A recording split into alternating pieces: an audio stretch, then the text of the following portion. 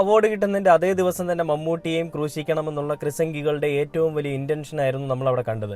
ആ ഇന്റൻഷന്റെ പേരിൽ ഇവന്മാർ കാണിച്ചു കൂട്ടിയ പോരാട്ട നാടകത്തിനൊപ്പം മോഹൻലാലും കൂട്ടുനിന്നു എന്ന് ഞാൻ പറഞ്ഞാൽ അത് തള്ളിക്കളയാൻ നിങ്ങൾക്ക് ആർക്കെങ്കിലും പറ്റും? ഒരിക്കലും തള്ളിക്കളയാൻ പറ്റില്ല. കാരണം മോഹൻലാൽ ഒന്നും മിണ്ടിയിട്ടില്ല എന്നുണ്ടെങ്കിൽ മോഹൻലാൽ പരോക്ഷമായിട്ടോ പ്രത്യക്ഷമായിട്ടോ ഇവരോടൊപ്പം ഉണ്ടായിരുന്നു എന്നുള്ളതാണ് അവിടെ നമുക്ക് തെളിവാകുന്നത്, അല്ലെ നമുക്കത് മനസ്സിലാവുന്നത്.